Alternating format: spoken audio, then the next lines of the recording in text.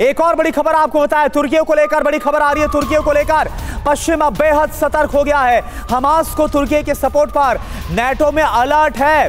NATO सहयोगियों का भरोसा उठा है तुर्की से। तुर्की को भरोसे लायक अब नहीं मान रहा नेटो। वो तुर्की जो कि नेटो का सदस्य है, मेंबर है। ऐसे में तुर्की का स्टैंड जो कि नेटो कंट्रीज से बिल्कुल परे है, हटकर है, और तुर्की जो कि फिलिस्तीन के साथ, हमास के साथ खड़ा हुआ है, उसकी मदद करता हुआ नजर आ रहा है। इजराइल के खिलाफ बेहद ही एग्रेसिव है तुर्की। ऐसे में अब नेटो का भरोसा उठता हुआ तुर्की से नजर आ रहा है। आइए अब ये समझते हैं कि तुर्की के रुख से मिडिल ईस्ट और नेटो के अंदर चीजें कैसे बदलती हुई साफ तौर पर नजर आ रही। बिग वॉल का हम रुख कर रहे हैं। एर्दोआन ने क्या किया है? तुर्की के राष्ट्रपति हमास को फ्रीडम फाइटर्स कहा है। ये तुर्की के राष्ट्रपति बोल रहे हैं। इजरायली हमले की निंदा की गई है तुर्की की तरफ से। एर्दोआन की नजर किस चीज पर है? लोकल पॉलिटिक्स का garage network great, claim cover great, price वेट वाह, प्राइस भी great. Tata AIG car insurance, trusted नाम, फैंटास्टिक नाम। पॉलिटिक्स पर साफ तौर पर उनकी जो डोमेस्टिक पॉलिटिक्स उस पर नजर है, और साथ ही साथ मिडिल ईस्ट के समीकरण पर भी तुर्की की नजर यहां पर है।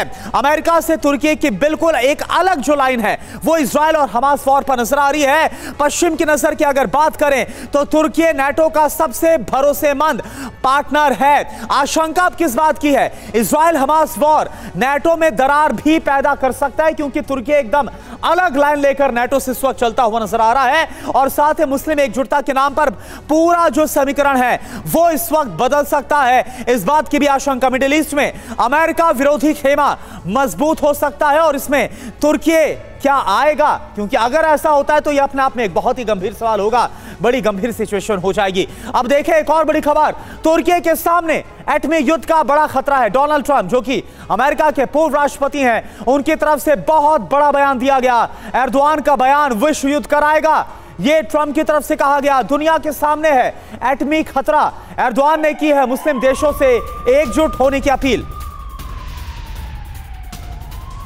तो अब नेटो कंट्रीज के बीच में एक खटास पड़ती हुई नजर आ रही है।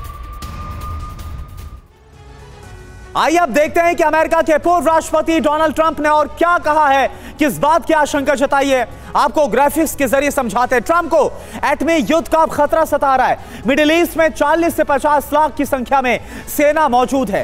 एक युद्ध में शामिल होगा तो दूसरा भी साथ हो जाएगा, इस बात की भी आशंका है। मुस्लिम कंट्रीज को लेकर यह कहा गया।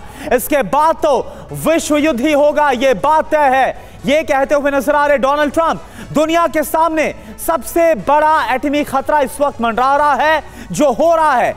बाइडेन उसके लिए जिम्मेदार हैं, यानी अपने प्रतिद्वंदी मौजूदा राष्ट्रपति को जिम्मेदार बताते हुए नजर आ रहे हैं। मिडिल ईस्ट के हालात को लेकर गाजा से यूक्रेन तक बाइडेन की गलत नीति जिम्मेदार है, यह डोनाल्ड ट्रंप की तरफ से अमेरिका के पूर्व राष्ट्रपति की तरफ से बयान दिया गया।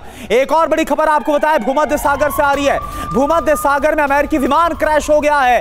हादसे में 5 अमेरिकी सैनिकों की मौत हो गई है। हमले के बाद क्रैश होने की आशंका है। क्रैश की वजह की जांच जारी है। यह देखिए आप, ब्लैक हॉक का जो हेलीकॉप्टर है वो किस तरह से क्रैश हो गया, उसकी तस्वीरें हम आपको दिखा रहे हैं। और जानकारी ये सामने आ रही है कि किसी हमले के बाद, क्योंकि आशंका इस बात की है अमेरिका खुद कि जो ब्लैक हॉक हेलीकॉप्टर है वो किसी हमले के बाद ही हादसे का शिकार हुआ जिसमें 5 अमेरिकी सैनिक मारे गए। तो अमेरिकी ब्लैक हॉक जो क्रैश हुआ, अब यह हादसा है या फिर यह साजिश है, इस बात को लेकर तफ्तीश की बात कही जा रही है। लेकिन क्या अभी इंफॉर्मेशन सामने आ रही बिग वॉल का हम रुख करेंगे, लेकिन इससे पहले आपको यह जानकारी दे दे, हेलीकॉप्टर हादसा किसी साजिश का हिस्सा है या फिर यह एक हादसा है, इसको लेकर बड़ा पशुपेश है।